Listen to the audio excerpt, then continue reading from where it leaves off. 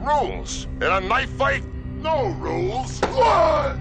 What happens when brute force meets deadly precision? When a giant from the silver screen collides with a street-forged fighter. Tonight, we break down one of the wildest underground showdowns you've never seen coming. Ted Cassidy versus Max Guevara.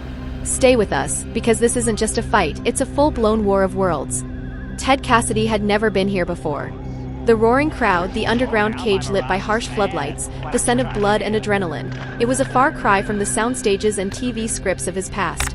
Known to millions as Lurch from the Addams Family, Cassidy stood 6 feet 9 inches, an imposing tower of muscle and bone. But this wasn't acting. This was survival. And tonight, standing across from him, was Max Guevara. Max wasn't a household name. Not yet. But in the world of street fights and rogue mercenary circuits, she was a legend. Engineered for speed, precision, and relentless aggression, Max was the kind of fighter who could dismantle a man 3 times her size before he even blinked. This wasn't going to be a clean fight. It was going to be a lesson in raw power versus cold calculation. Cassidy's strength was immediately evident. One swing from his massive arms could turn ribs into powder. He was used to towering over opponents, using his reach and size as both shield and sword. His sheer mass made him nearly immovable. But strength comes at a cost. Cassidy's size made him slower, less agile, and in a fight that demanded speed and adaptability, that could be fatal. Max, on the other hand, was a blur. Her background as a genetically enhanced soldier gave her lightning-fast reflexes, near-inhuman stamina, and a mind trained to see weaknesses like a predator sees prey. But her biggest flaw? Overconfidence. She often underestimated the damage a single hit could do from someone like Ted. She relied too much on outmaneuvering her opponents, forgetting that not every hit can be dodged. The bell rang. Ted charged like a freight train, fists clenched, eyes locked.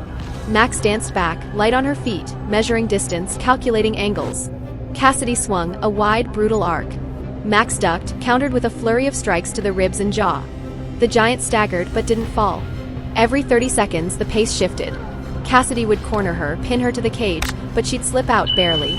Max landed kicks, punches, elbows, but Cassidy took them like a stone wall in a hurricane. Still, she bled him, bit by bit. And then it happened. Cassidy, furious and gassed, lunged, an overcommitment.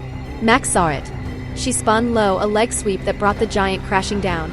For a second, the world stood still. Max pounced, targeting joints, throat, and nerves. Ted roared, powered through, tossed her across the ring, but it was his last surge. His breathing labored, his movements sloppy. Max was already back on him, this time with precision strikes to the temple and carotid artery. Cassidy dropped. The ref stepped in. It was over. Max Guevara won. Not because she was stronger, but because she was smarter, faster, and relentless.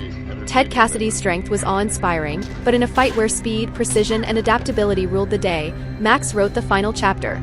But give the giant his due, he stepped out of his world and into the storm. He didn't just fight, he made Max work for every inch of victory. In this clash of muscle and machine, the smarter fighter survived.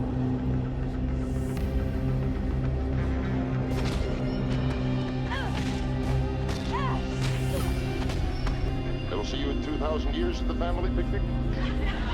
This will be casual.